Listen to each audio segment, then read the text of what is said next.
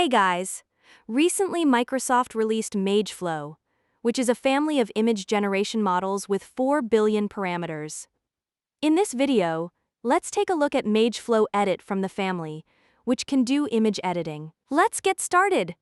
The download link for the model is available in the description.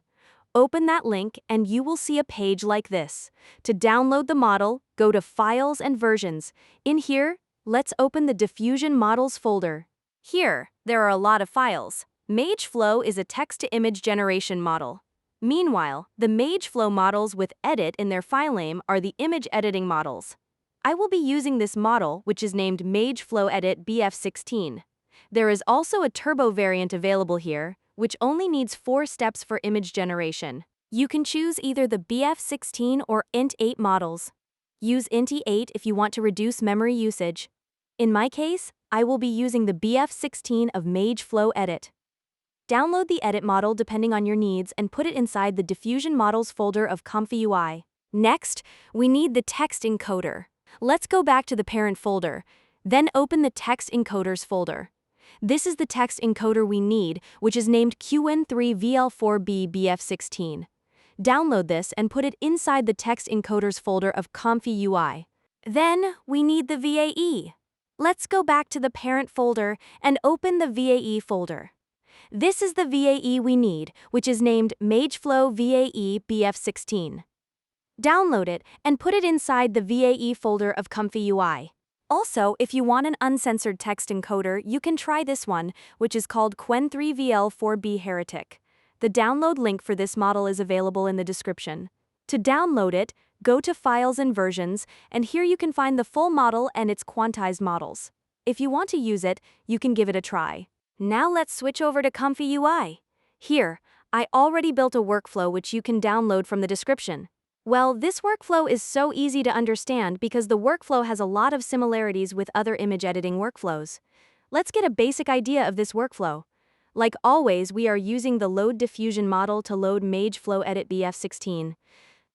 If you are using the int8 variant of Mage Edit, choose that here. Then, we have the Load Clip node for loading the text encoder. As you can see here, I have selected the Qwen 3VL4B BF16 and the type is going to be Mage. If you are missing the Mage option, remember to update your ComfyUI.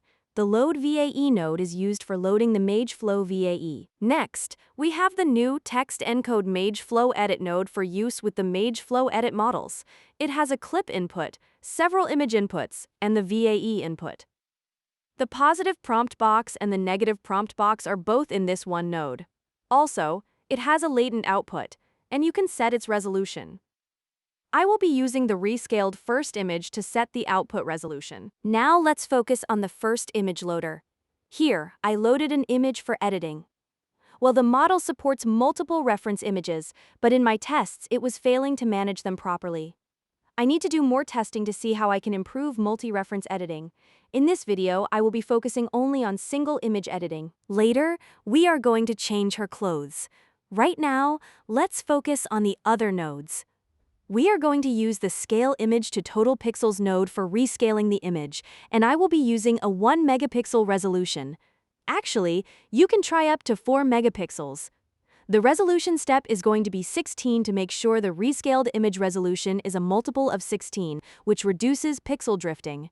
However, I think the Text Encode Mage Edit node automatically scales the inputted images to make sure the resolution is a multiple of 16, making this an unnecessary step.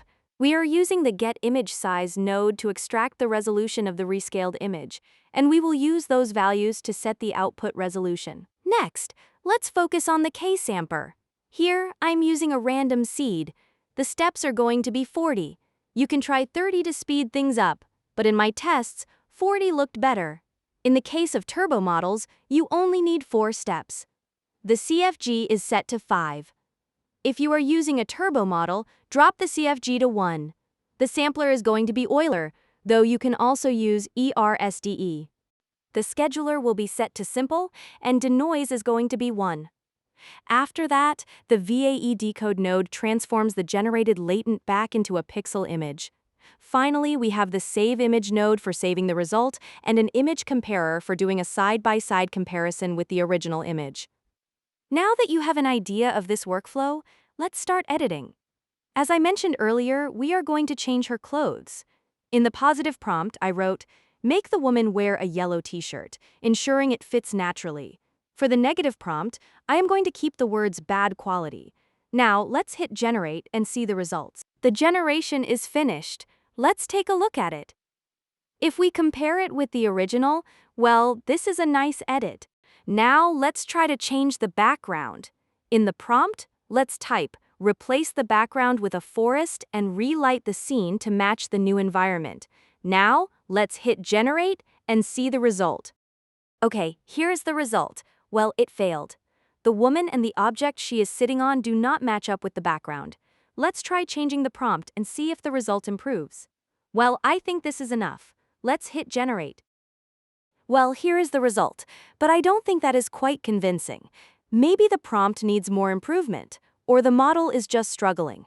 Let's move on to another image editing task. Let's choose a different image. Now, let's try to do a camera zoom. In the positive prompt, let's type, "Zoom in to a close-up of the woman's face." Let's hit generate and see the result. Well, here is the edit. I think the model tried to do the zooming, but an identity change has happened. Do you guys think the zoomed image and the original look the same? In my opinion, I don't think so. It did try to do the zoom though. Now, let's move on to the next editing task. Transforming the image into an anime art style. In the prompt, let's type, "Transform the image into an anime art style." Now, let's hit generate and see the result. Here is the image we got. Honestly speaking, I think this anime art style edit looks better than any art style edit I have done with other image editing models. Moving on, our next editing task is going to be replacing an object. Let's choose a different image. Let's try replacing this woman with an alien. In the positive prompt, let's type, "Replace the woman with an alien sitting on the rock." Now, let's hit generate and see the result. Here is the result. I think this is a good one. There is a slight saturation change and also some slight pixel shifting. Now, let's move on to the next image editing task, turning a night photo into a day photo. Let's choose another image for this. Well, this image does not look like a night photo, but that's okay. Let's add some light to it. In the positive prompt, let's type, "Enhance this low-light image and transform it into a bright daytime scene with sunlight coming through the windows." Now, let's hit generate and see the result. Here is the result. Well, I think the low-light image got a lot of light. Not a bad result. Talking about generation time, it takes around 1 to 2 minutes. Let's move on to another editing task. Let's load a different image. Here we have a damaged room. Let's try restoring it. In the positive prompt, let's type, "Restore the damaged room by repairing the walls and ceiling, then furnish it with a TV, sofa, and coffee table." Now, let's hit generate and see the result. Well, the result does not look quite right. Look at the walls. I think we need to make some adjustments to our prompt. Let's remove the phrase "the damaged room by repairing." I think this looks good. Let's hit generate and see if the prompt change solved the problem. Well, this looks so much better. I really like this result. Now, let's move on to the next image editing task. Let's choose a different image. Let's add a rim light to this image. In the positive prompt, let's type, "Add a cinematic rim light." That's it. Let's hit generate and see the result. Here is the result. Well, I think this is a nice edit done by the model. Now, let's move on to the next image editing task. Let's choose a vintage photo and try to restore it. In the prompt, let's type, "Restore and colorize the old photo." Let's hit generate. Well, what can I say about this result? I like the coloring, but this was not what I was expecting. Also, the right side of her body is missing or not properly rendered. We could try another image or improve the prompt even further to see if we can get a better result. But for now, I'm going to skip that and load another vintage image to see if the model can restore it. I am going to keep the same prompt. Let's hit generate. Here is the result. Well, I think this is a good one. There is a slight problem with the teen's right hand, but overall, it's a nice restoration done by the model. Now, let's move forward. This model is capable of generating various control maps, for example, a depth map, a normal map, or a pose map. Let's try that. Let's choose a different image. Okay, I will use this one. First, let's try generating a depth map. In the positive prompt, let's type, "Generate a depth map of this image." Now, let's hit generate. Here is the depth map I got. Well, this is a good one. Now, let's try generating a normal map. In the positive prompt, let's replace depth with normal. Let's hit generate. Here is the normal map I got. Well, it's a good one. I am not going to use it anyway. Let's try generating a Canny edge map. In the prompt, let's replace normal with Canny edge. That's it. Let's hit generate. Here is the Canny edge map I got. Well, like before, it's also a good one. Now, let's try generating a pose map. In the prompt, let's replace Canny edge with pose. Let's hit generate and see the result. Okay, here is the pose map I got. Well, just like that, you can create a lot of control maps using this model. You can also generate images based on control maps, but for this video, I will skip that. I suggest trying it by yourself. Let's move on to the next image editing task. Removing objects from an image. Let's choose a different image. Let's try removing the people from the image. In the positive prompt, let's type, "Remove the people from the image." Now, let's hit generate and see the result. Here is the result I got. As you can see, the people are gone from the image. Well, the model really did a pretty good job at removing people. Now let's move on to the next image editing task, extracting objects. Let's choose a different image. In the positive prompt, let's type, "Extract the woman's white clothes." Now let's hit generate. Well, here is the result I got. This was not what I was expecting, so I think the prompt needs to be adjusted. Let's change cloth to clothing. Also, remember that changing the seed can also affect the generation. Now, let's hit generate. Here is the result I got. This is a nice object extraction. Since I want to make sure this video doesn't get too long, let's skip to another image editing task, like text editing. Let's choose a different image and try replacing a word. In the positive prompt, let's type, "Replace the text far with the text AXI."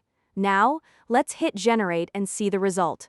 Well, the model really struggled with this one. Now it's time for the conclusion.